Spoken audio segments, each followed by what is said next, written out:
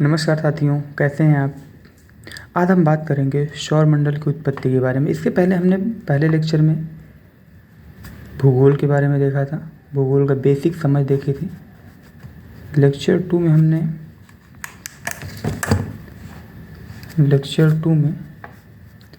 हमने ब्रह्मांड की उत्पत्ति देख ली। ब्रह्मांड की उत्पत्ति के बारे में हमने देखा। लेक्चर 3 में हम आज देखेंगे कि ब्रह्मांड की उत्पत्ति, जैसे हमने बताया कि इससे क्या होता, इसकी उत्पत्ति कैसे हुई, फिर नेबुला का कॉन्सेप्ट आया, फिर आकाशगंगाओं का कॉन्सेप्ट है। और आकाशगंगा क्या होती है? तारों की जननी होती है।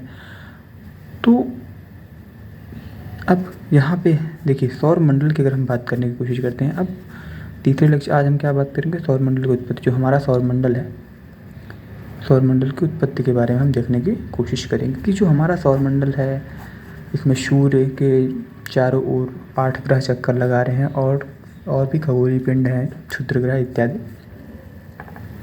हैं। इसके बारे में हम देखने की कोशिश करें। आज हम सिंपल सी बात, हम 2 चीज़ों के ज़्यादा विस्तार में नहीं देखेंगे। हम केवल सौरमंडल की उत्पत्ति का जो सिद्धांत है, इसमें 2 सिद्धांत मान्य हैं, उनके बारे में देखने की कोशिश करेंगे। आगे के लेक्चर में हम सूर्य को एक अच्छे से विस्तार से, उसकी पूरी डिटेल, उसका आंतरिक संरचना क्या होती है, उससे संबंधित क्या क्या घटनाएं होती हैं, इन सारी चीज़ों की हम चर्चा करेंगे। आज हम बात करते हैं सौरमंडल की उत्पत्ति का सिद्धांत। सबसे पहले हम समझते हैं कि सौरमंडल क्या है। सौरमंडल क्या होता है? जब हम सौरमंडल को देखते हैं तो सौर और सौर का मतलब होता है सूर्य, और मंडल का मतलब होता है एक ऐसा परिवार, एक तरीके से कह लो। परिवार का मतलब हो गया कि देखिए, सूर्य है, और जो सूर्य यहाँ पे अगर मैं बनाऊँ, ये आपका सन हो गया, इसके चारों ओर कई सारे खगोलीय पिंड चक्कर लगा रहे हैं। तो ये क्या होगा? इन सारी चीज़ों को मिलाकर क्या हुआ? सोलर सिस्टम या सौर मंडल, जिसे हम बोलते हैं एक सिस्टम क्या होता है? जो अपने आप में स्वशासित होता है, वो चलता है। जैसे हमारा बॉडी एक सिस्टम है। अगर हम बात करें कंप्यूटर की, कंप्यूटर में मॉनिटर होता है, सीपीयू होता है, कई सारी चीज़ें, ये सारी चीज़ों को मिलाकर सिस्टम बनता है। लेकिन कंप्यूटर स्वयं में एक सिस्टम नहीं है। कंप्यूटर स्वयं में एक सिस्टम नहीं, लेकिन जब सारी चीज़ों, सीपीयू, मॉनिटर, सारी चीज़ों, कीबोर्ड, सारी चीज़ों को मिलाकर एक सिस्टम बनता है। सिस्टम अपने आप में पूर्ण होता है। हमने क्या देखा कि सूर्य के चारों ओर परिक्रमण करने या उसके सूर्य की परिक्रमा करने वाले खगोलीय पिंड के समूह को सौर परिवार कहते हैं या सौरमंडल कहते हैं। अब सूर्य क्या है? सूर्य एक तरीके का तारा है। तारा क्या होता है? तारा उस खगोलीय पिंड को कहते हैं जिसमें स्वप्रकाश होता है। और स्वप्रकाश का कारण क्या होता है? अगर स्वप्रकाश है मतलब स्वयं का प्रकाश, स्वयं का प्रकाश, तो अगर स्वयं का प्रकाश है तो इसका मतलब है तारे के अंदर कोई ना कोई प्रोसेस तो होता है, कोई ना कोई प्रक्रिया तो चल रही होगी। तो जो हमारा सूर्य है, उसके अंदर क्या प्रोसेस होता है? 2, एक नाभिकीय संलयन का प्रोसेस होता रहता है और दूसरा नाभिकीय विखंडन। कहीं कहीं आपको नाभिकीय संलयन होगा, लेकिन एक चीज़ ध्यान देने की है, इसमें नाभिकीय विखंडन भी होता है। इसकी टाइम लिमिट लगभग 11 वर्ष कुछ है, समथिंग, मुझे भी याद नहीं आ रहा है। बट इसका जो है, ये भी अभिक्रिया होती है, ये भी अभिक्रियाएँ होती हैं। अगर कभी ऑप्शन में दोनों का देखिए, अगर मान लो सूर्य के अंदर कौन सी अभिक्रिया होती है, एक क्वेश्चन बनता है, उसमें इसका भी ऑप्शन है, इसका भी ऑप्शन है, और दोनों एक साथ भी ऑप्शन है, तो दोनों एक साथ वाला ज़्यादा सटीक होगा, क्योंकि ये दोनों ही अभिक्रियाएं होती हैं। क्योंकि नाभिकीय संलयन को शुरू करने के लिए और उसको निरंतर बनाए रखने के लिए नाभिकीय विखंडन की आवश्यकता होती ही होती है। तो सूर्य के अंदर नाभिकीय संलयन भी होता है, नाभिकीय विखंडन भी। और मंडल का अगर हम बात करें, मंडल एक परिवार कैसे होता है? परिवार एक 3D ऑब्जेक्ट होता है। परिवार मतलब लोग, समूह एक तरीके का। तो इसकी जो, अगर हम देखें, ये कैसा दिख रहा है आपको? एक गोलाकार या वृत्ताकार दिख रहा है। गोलाकार तो ये वास्तव में इसका 3D ऑब्जेक्ट है, लेकिन जो आप देख रहे हैं या हम देख रहे हैं, अगर आपको मैं यहाँ पे सोलर सिस्टम का वो दिखाऊँ, देखिए ये क्या है, ये है, हमें कैसे दिखाई दे रहा है? ये तो ऐसे ही दिखाई दे रहा है ना, वृत्ताकार में। ये भी वृत्ताकार में दिखाई दे रहा है। ये हमारा सन हो गया, इसके बाद ये मरकरी है, वेनस है, ये अर्थ है हमारा, फिर ये मार्स है, फिर ये एस्ट्रॉयड बेल्ट है, जुपिटर है, सैटर्न है, यूरेनस है, नेपच्यून है, ये सारी चीज़ें, इसको हम बहुत ही विस्तार से, इसका जो ये वाला डिटेल है इसको हम और अच्छे से समझेंगे। आज केवल देख लेते हैं कि सूर्य की उत्पत्ति कैसे हुई है। तो हमने ये देखा वृत्त एक 2D ऑब्जेक्ट होता है, मतलब जिसमें दो बीमाएँ होती हैं, और गोला एक 3D ऑब्जेक्ट होता है।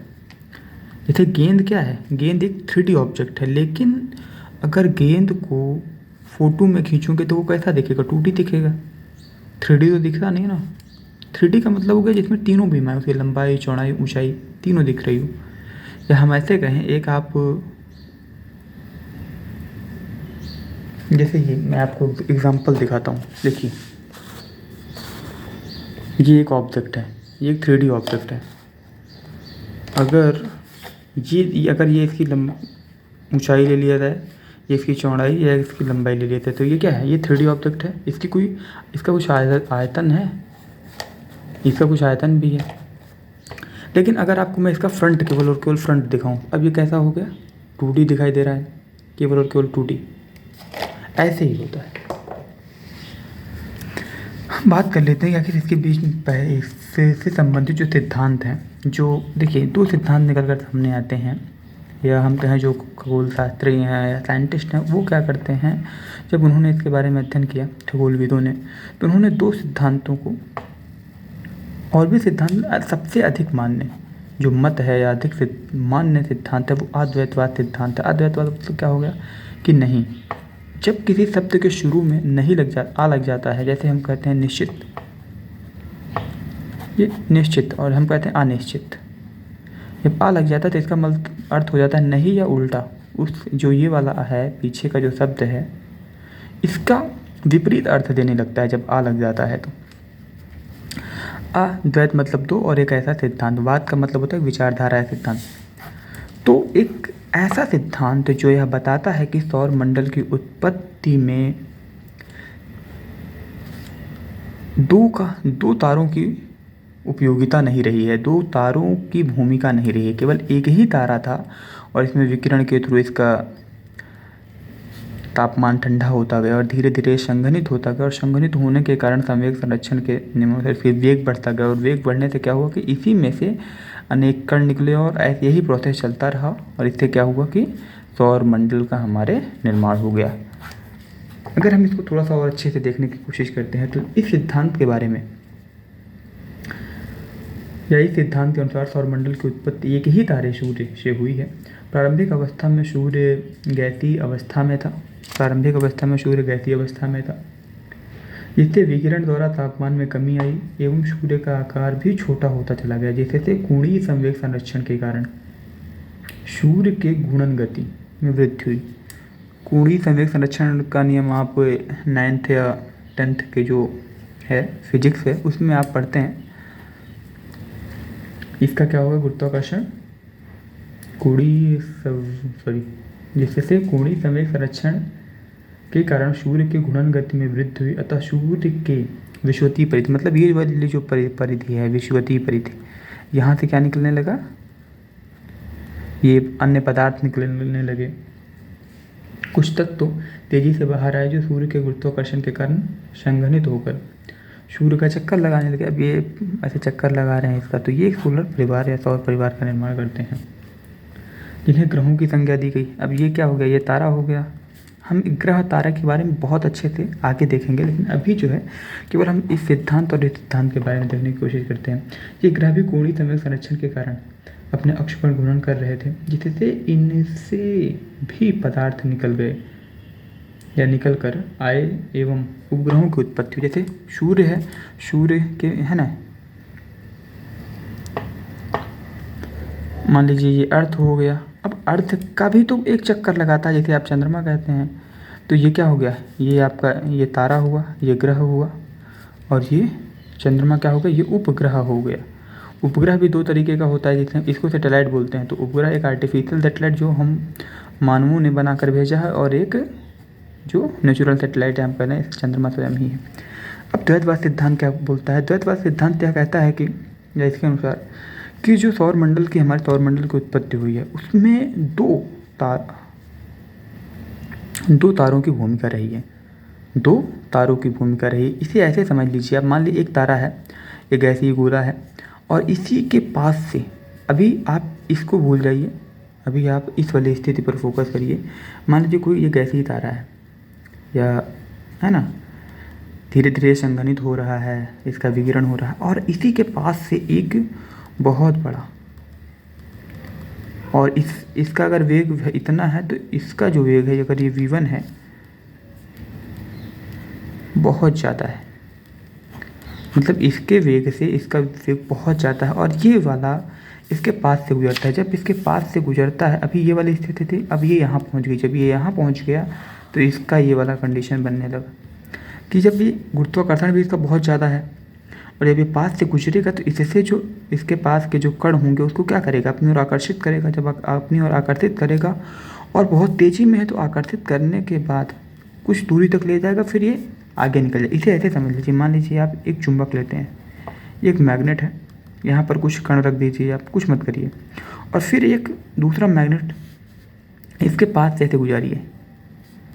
आप देखेंगे कि ये वाली आकृति आपको कैसी नज़र आएगी। बाद में ये कुछ ऐसी हो जाएगी, कुछ ऐसी हो जाएगी, कुछ दूर दूर कण निकल जाएगा, ऐसे ही कुछ रहा है।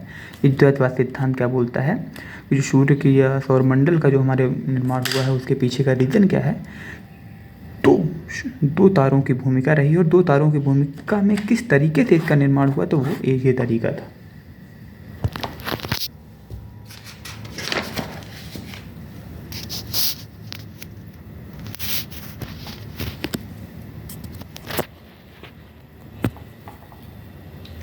अगर हम द्वैतवाद सिद्धांत के बारे में एक, जैसा हमने समझ लिया, अब हम इसकी अगर वैसे एक स्टेटमेंट के रूप में कहें तो इस सिद्धांत के अनुसार सौरमंडल की उत्पत्ति के लिए सूर्य के साथ साथ एक अन्य बड़ा तारा भी उत्तरदायी था, जिसका गुरुत्वाकर्षण सूर्य से अधिक था। जैसे हमने बताया कि इसका गुरुत्वाकर्षण सूर्य से अधिक था। जब यह दूसरा तारा सूर्य के समीप से गुजरा तो उसके गुरुत्वाकर्षण के कारण पैतृक तारा का मतलब ये, क्योंकि इससे ये उत्पन्न हो रहा है ना। पैतृक तारे का कॉन्सेप्ट ये है कि पैतृक क्या हुआ, पैतृक मतलब जिससे उत्पन्न हो रहा है, तो क्या उत्पन्न रहा, सौरमंडल। तो इसी तारे से तो सौरमंडल का निर्माण हुआ है, तो पैतृक तारा हमारा सूर्य हो गया। तो पैतृक तारे से कुछ पदार्थ बाहर आए, परंतु वह तारा अपने नियत वेग से अपने पथ पर चलता चला गया। अब ये बाहर तो आए, लेकिन ये अपने नियत वेग से ही चलता चला गया, नियत वेग से ही चलता चला गया। अब सूर्य से निकले पदार्थ सूर्य के गुरुत्वाकर्षण के कारण सूर्य के चारों ओर ही चक्कर लगाने लगे। ये तो कॉन्सेप्ट। इसी को अगर मैं ऐसे समझाऊं, एक थोड़ा सा एग्जांपल और ले लेते हैं। ये क्या है, बस स्टैंड है। ये क्या है, बस स्टैंड है। होता क्या है, यहाँ पर बहुत से लोग हैं, है ना। एक बस आती है बहुत ही स्पीड, यहाँ पर आते तो थोड़ी सी धीमी होगी,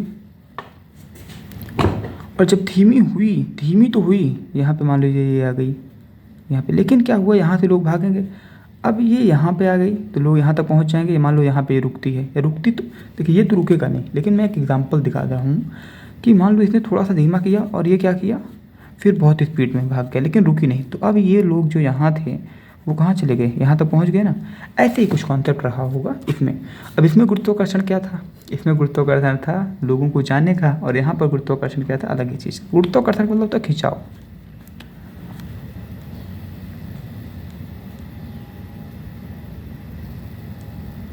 खिंचाव बल है ना,